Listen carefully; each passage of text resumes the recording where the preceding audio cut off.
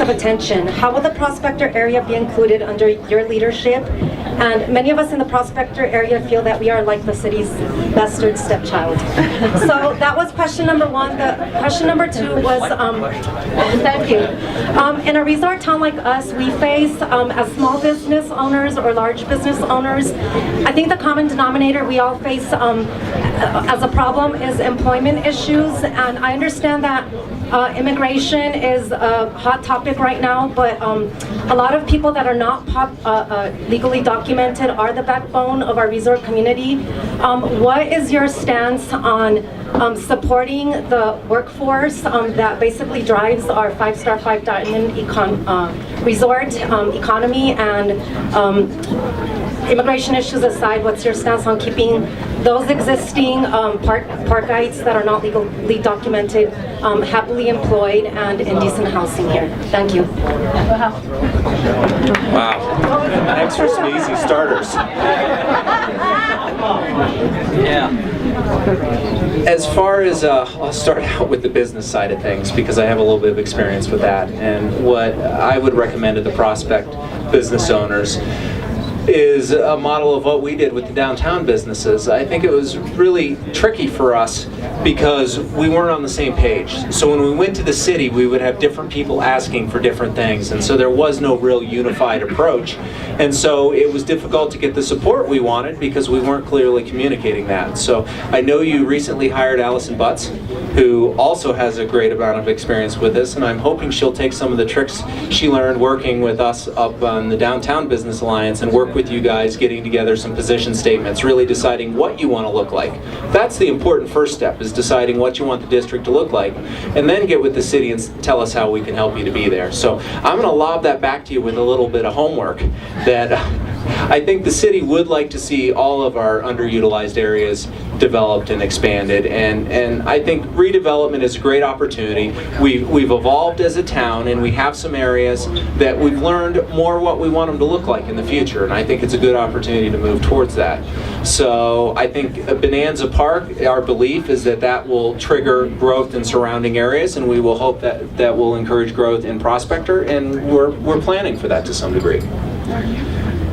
As far as immigration, I don't think we have long enough, and I need a drink if we're going to address that one. But I think on the big scale, that's a federal issue, and there's limited powers which locally we can do. I think there are a variety of nonprofits in town and some of the religious organizations that do try to help folks that fall through the cracks. Personally, I would love to see a sensible guest worker program. I think there is a need that we are in denial in this country, and I would like to see the feds figure that out. But that's way above my pay grade.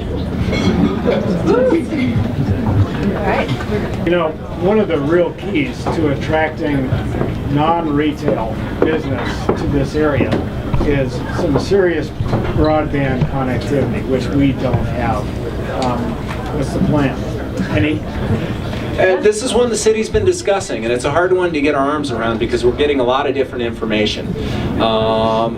My understanding is the infrastructure is being laid down right now and will be active, a lot of it coming online this fall. There may be some holes in that, and if there are, we're going to have to work with the providers. But it is something that we've discussed in our visioning. It's risen to be one of our priorities. But we as a city don't want to provide that service. We would really like to encourage it to come from the private sector. We've watched, there's the Utopia project, which I don't know, some of you might be familiar with it, but it's a statewide effort to push broadband, and most of the cities are choking on it right now. They're really struggling with that. So we've taken notice of that, and we're strongly encouraging the private sector to provide that, and I think we're close. What's your feeling on the Park City Mont Resort to Collect Star issue? With Vail? Yeah. That's a tough one for us. It's a tough one for us to watch because we don't have a lot of influence as a city. We can certainly be supportive. My personal opinion is Park City's healthiest when it has 3 independently owned and operated resorts. Each has its own character. Yep. And I think Powder has been I would like to see those 3 resorts find a way to connect. I think that would benefit us. It would make us unique as a resort community, and I think there are environmentally friendly and economically reasonable connections that could pretty easily be put in place.